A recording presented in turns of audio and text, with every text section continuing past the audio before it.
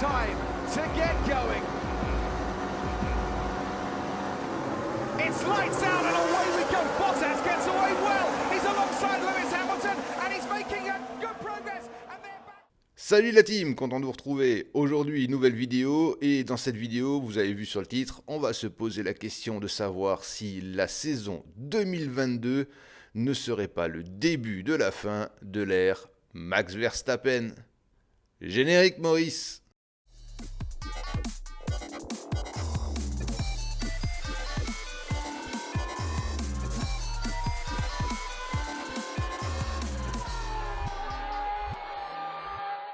Alors, pourquoi cette vidéo ?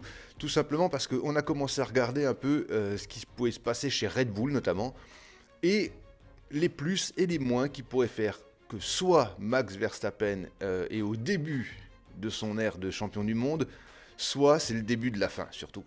Et on va voir pourquoi, cas par cas, est-ce que c'est très risqué pour lui ce début de saison 2022. La première raison, c'est les voitures. Vous le savez tous, les voitures ont complètement changé. Et là, grosse question, est-ce que Red Bull aura réussi à faire une bonne voiture et est-ce que Max réussira à la piloter ? Ça, c'est déjà le gros point qui est à mettre en avant. Le second, c'est son coéquipier. Sergio Pérez, lui, la saison dernière, il a joué le jeu. Il a aidé Max comme il pouvait pour que Max obtienne son titre de champion du monde. Mais cette année, ce sera peut-être pas la même. Cette année, il voudra peut-être se battre pour être champion du monde lui aussi. Donc, Max Verstappen risque sans doute d'avoir moins d'aide, en tout cas en début de championnat. Les deux vont vouloir engranger le maximum de points. Et surtout Sergio Pérez, il va falloir qu'il montre qu'il est à la hauteur de l'écurie Red Bull. Ce qui veut dire qu'on risque d'avoir une bataille fratricide en piste entre les deux Red Bull. Ce qui peut être pas mal d'ailleurs, ça peut être intéressant. Mais ça veut dire aussi que Max Verstappen risque d'être un peu fragilisé de ce côté-là. D'autant plus que Sergio Pérez a tout intérêt à gagner. Sa position était très fragile, on le sait tous. Il a failli partir de la F1 avant que Red Bull ne le récupère. Red Bull l'a récupéré. Ok, il est venu avec de l'argent, ce qui est déjà intéressant. Mais Red Bull a assez de pognon. Si on ne vient pas avec de la perf, ça ira pas. Il a montré qu'il pouvait performer, mais maintenant il faut qu'il montre absolument qu'il peut aller beaucoup plus loin. C'est sa place en F1 qui joue là. Et Sergio Pérez rêve et veut absolument rester en F1, comme à peu près tous les pilotes. Ça c'est pour tout le monde pareil, mais lui vraiment, il a vraiment ce potentiel-là. C'est un très bon pilote, il se retrouve dans une très bonne écurie, il se retrouve avec une très bonne voiture, il a énormément de sponsors, donc il a l'argent pour ça. L'ensemble fait que maintenant, il n'a plus qu'une seule chose à faire. Devenir champion du monde. Ou en tout cas, battre son coéquipier.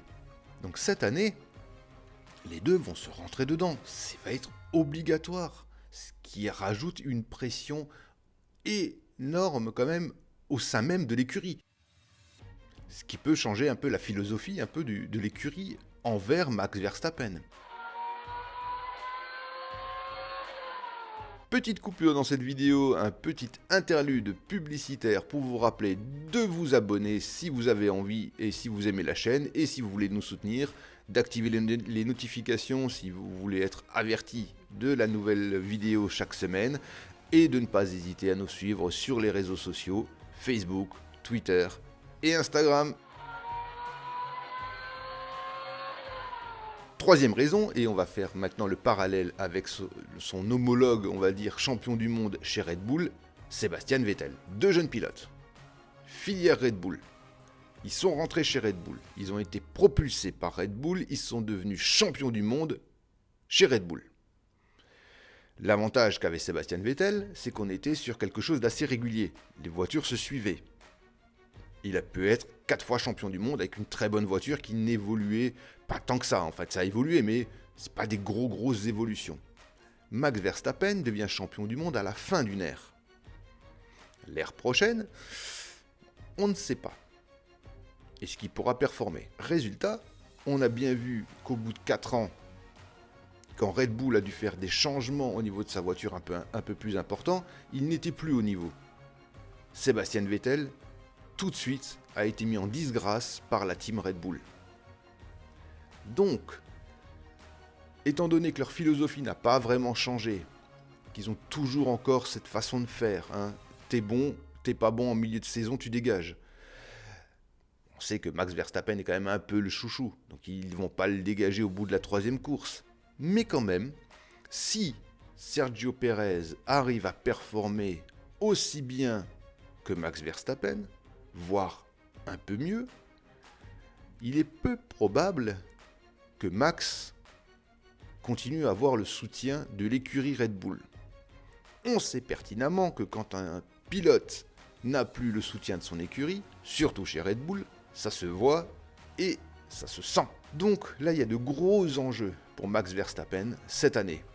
En plus, il va de nouveau devoir se battre en piste, forcément contre Lewis Hamilton, du moins on s'y attend avec la Mercedes, et on attend aussi un retour de la Scuderia. Voire sans doute d'autres écuries, on ne sait absolument pas. Il n'est pas impossible hein, qu'une écurie fasse une voiture merveilleuse et grappille en tout cas beaucoup de points et fasse très mal en début de championnat. Donc tout ça fait que Max Verstappen, cette année, il a de gros enjeux sur les épaules. L'année dernière, on le sentait très détaché pour tout le championnat du monde. Il était tranquille, il était zen, il a réussi à gérer la pression, ce qui est vraiment bien pour lui.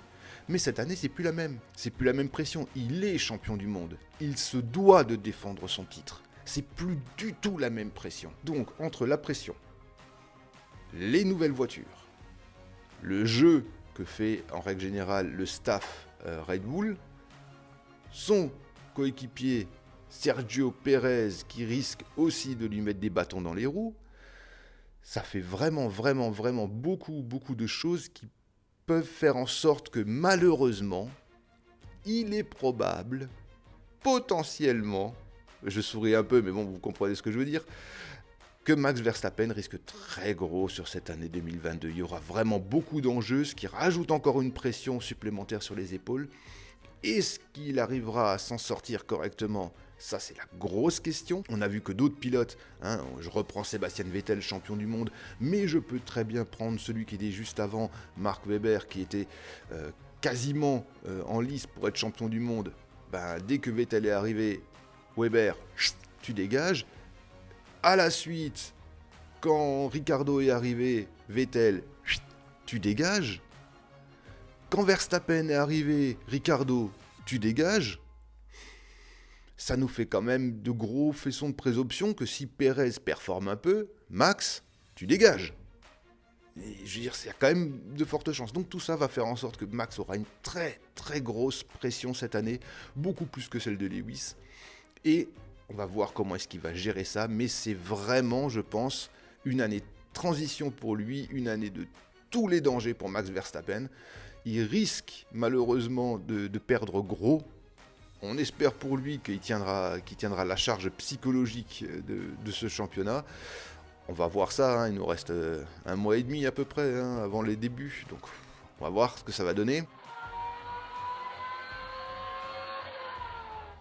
Voilà, cette vidéo est maintenant terminée. Vous savez ce que nous on pense de cette année 2022 concernant Max Verstappen. Laissez-nous vos commentaires si vous voulez qu'on en discute. Qu'est-ce que vous avez pensé ? Est-ce que vous pensez réellement que Max, il est hors danger ? Ou est-ce que c'est vraiment, comme nous on le pense, l'année qui risque de lui porter préjudice ? Voire peut-être de le faire changer complètement d'écurie. On va voir ça. Vous lâchez dans les commentaires. Et nous, on vous remercie de nous avoir suivis. C'est toujours très agréable. Merci à tous nos nouveaux abonnés parce que la chaîne commence à monter correctement. Après 1 an de travail, c'est déjà pas mal. Donc merci à vous. N'hésitez pas à vous lâcher dans les commentaires, à nous dire ce que vous en pensez. On sera là pour y répondre avec grand plaisir. Comme d'habitude, moi je vous dis, likez, partagez, commentez, faites ce que vous voulez et restez vivants. Ciao. It's time to get going. It's lights out and away we go. Bottas gets away well. He's alongside Lewis